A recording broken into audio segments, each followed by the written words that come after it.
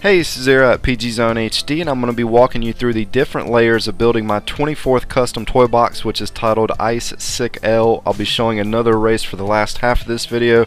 I didn't have time to pre-build anything before the Series 2 discs released a couple days ago, and I pretty much just tossed this together yesterday, and I knew that I wanted to build something with the frozen background and the frozen terrain disc. And I won't go as far as saying that I'm disappointed with how this turned out, but I did run into a lot of problems creating this toy box, with the biggest problem being that I completely ran out of room to build, which I wasn't expecting that temperature gauge to build up that fast. With the last toy box that I created with Moonwalker, I had so much temperature gauge left over that I actually just got tired of decorating. I put so much stuff in that toy box, I was just kind of like, wow, this is getting ridiculous that I'm putting this much stuff in here. This track is pretty much the same size as that one, so if I had to guess, I think the lava blocks that I placed down in the bottom section of the track must have eaten up a lot of the temperature gauge. I know that the Cinderella castle that I put down can also eat up a chunk of the gauge, but for some reason I was able to place it down without it showing that it took up any of the gauge, which was a little bit unusual.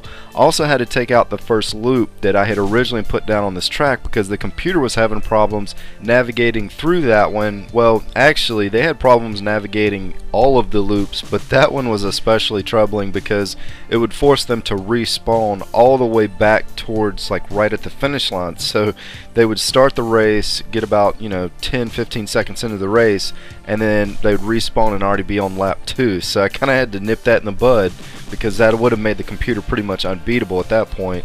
This was the first time that I've used loops, and they're kind of tough to get through because if you're going too fast, the game can't really handle it. So even if I hit it at the right angle, if I had any type of boost going, like if I had just turboed or if I had hit a boost pad, it would cause my car to pretty much just spaz out. It would spit my car out sideways, or it would come out upside down, or it would come out right, but it would be kind of uncontrollable right away. And I kind of realized that that was going to be a problem early on when I was first starting building and testing out the track, which is why I made the different routes that you can take to go around the loops so that they become kind of optional.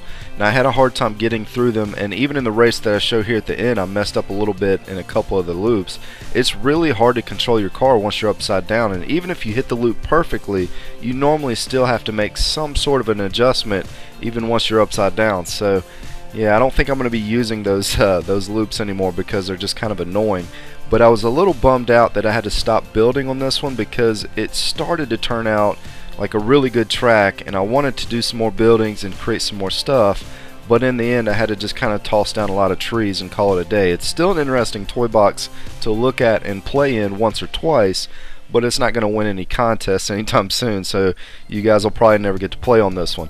I also ran into a really weird problem in which the trees were taking up huge blocks of areas, which created invisible walls on the track.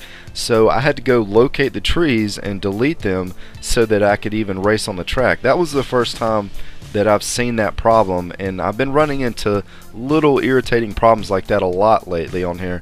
But that was, that was especially kind of odd.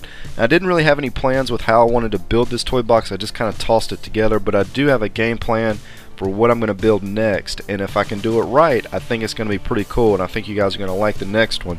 So I'm going to be working on that over the next few days. I also picked up Wreck-It Ralph, so I'll be showing him as well at some point this week, so stay tuned for that. This is Zero at PGzoneHD. Thanks for stopping by, and I hope you guys enjoy the race.